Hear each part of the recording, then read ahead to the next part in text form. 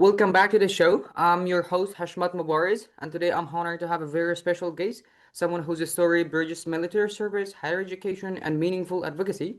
He served in Afghanistan with U.S. Army, and now he is pursuing a degree in criminal justice while continuing to give back, especially through his support for Afghan women's nonprofit. Before we begin, I want to take a moment to express my deepest gratitude to American people and the U.S. government. For more than 2 decades, they stood with the people of Afghanistan, providing education, safety, and opportunity for many of us. As someone who grew up during those years of hope and progress, I can never forget the impact of their presence. Thank you for all you did, guys, and continue to do for my people. Welcome, Nick, to our show. Thank you. Thank you for having me. First of all, as you told me that you served in Afghanistan with U.S. military, we would like to hear from you your experience in Afghanistan. I experienced a lot of cool things after getting there, helping building roads and bridges for the Afghan people. Other than that, I mean, a lot of things were already in progress before and after I got there. Just helping out was the biggest thing. So, Mm-hmm. But I'm sure that when you have seen a country like Afghanistan up close, not just in headlines, but in the streets, homes, and daily life, I'm sure that it changed you a lot, especially when you were a part of a mission that is as human as it is strategic.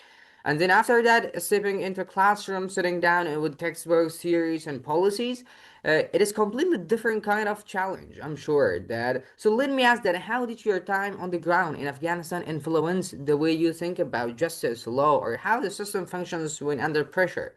well, like I said before, the system is already in place, so a lot of that was already done. But more thinking when you say what's going on now, that's changed a lot for me. That's why I joined on with the support for the Afghan women. Kind of that's where I'm at right now. So that I guess that's a secondary response. So Mm-hmm. Or would you mind to tell us about your what kind of support are you doing right now for Afghan women? basically, I'm just supporting them via money as far as donations to the Afghan women. I believe that is the name of the nonprofit. But what I've tried to do is I've tried to contact people in the State Department and in the other organizations as well to try and bring opportunities to them and get meetings with them. And that is absolutely like a no-go. That's like nothing's ever happened there so whatsoever. I would like to say a special thanks for your work that you are doing for our people, and we are happy to hear that. But today, the situation in Afghanistan, as you know better than me, especially for women and girls, is heartbreaking. Those who once had the future filled with the possibility now faces restrictions on education, work, and basic freedom. And for those of us who care deeply, it is personal. And it is not just news, headlines, it is faces, names, and memories. I know you have continued to support Afghan women through non-profits even after your service. Thank you for that. Thank you. But with that in mind, how do you process what's happening now in Afghanistan and how has it shaped the kind of work you want to do in the future? Well, the problem is, I shouldn't say the problem, let me rephrase that. It's basically changed the fact that now that the US is back on the ground, it's very important to me to try and get into some sort of contact with the people running it down there so I can advocate my ideas to bring them.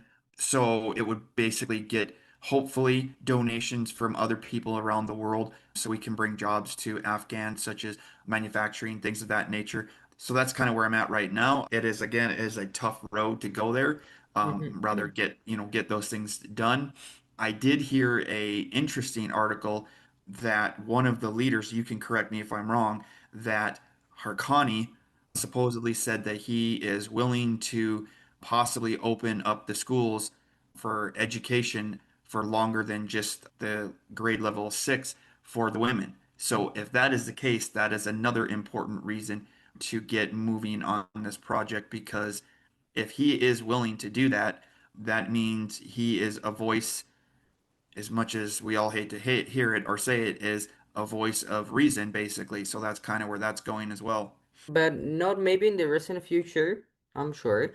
But as you know, the Trump administration released a decision. They are saying that we are not gonna give Afghan people visa and international students. As an international student this year, I've got some 3 to 4 admission from different prestigious universities across the USA. But now I'm not able to get a visa as an Afghan plus as an international student. What do you think about this decision? That is a decision out of my hands. I'm not saying it's right, but there's right now, that's unfortunately a policy that I can't affect right now. Again, my biggest thing is to try and get the road into Afghanistan. So again, we can bring jobs and education, and hopefully maybe that will change that policy. I think that's the one of the bigger things is getting those roads open.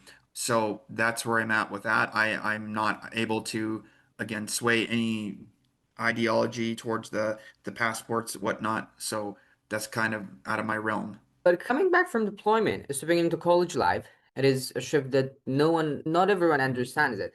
But I imagine that there were moments in the classroom where your past experiences suddenly give a meaning to abstract ideas, something in a lecture, a debate, or a policy decision might have hit differently because you lived through the situation most people only read about.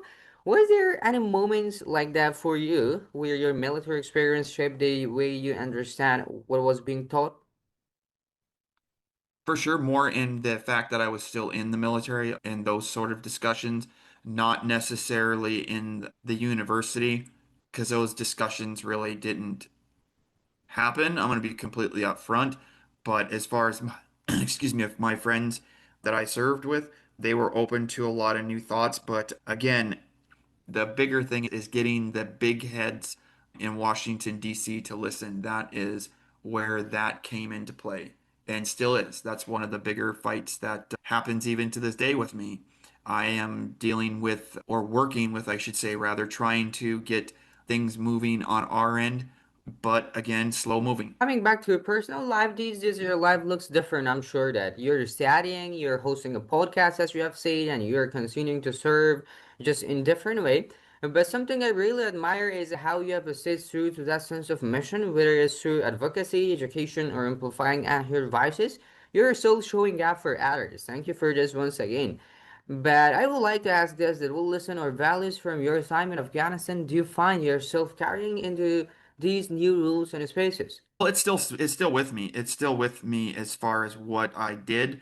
But again, as you say, my advocacy is more in for the changes that hopefully can happen via working with the politicians, if that's even possible. But that is just kind of where that's at right now. I'm doing that sort of thing. But hopefully that will change. Hopefully something will happen. And yeah, that's where I'm at with that. Hmm. But at the end, I would like to know that if you had the opportunity to talk with someone in a position of authority or in a position of power, maybe like J.D. Vance, I don't know, like Donald J. Trump, what was your message to him about Afghanistan? My message is basically that we still are going to need you guys strategically. You got to say it that way. You got to work every aspect you can, and to be that he could be the hero of Afghanistan since the way that Biden left. So basically, that's kind of the ideal message there for him is to say it that way. Yeah, thank you for joining us once again, dear Nick, and thank you for your service that you did in Afghanistan, and thank you for your advocacy that you're doing right now and supporting Afghan women.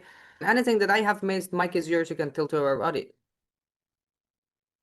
Anything you missed? No, not really. I guess basically there is actually one thing. If you knew or know of anybody that I can speak with, that I can physically speak with some of these aid people in Afghanistan, that would be super helpful. But other than that, I guess on my end of it, I'm just going to continue to work towards bringing is the thought process to the government side, and we'll see what happens. Yeah, thank you. But one thing you guys shouldn't forget is that we Afghan people are thankful of you guys. Okay, well, thank you again for meeting. I appreciate it. Thank you for joining us there. Thank you. You bet. See you.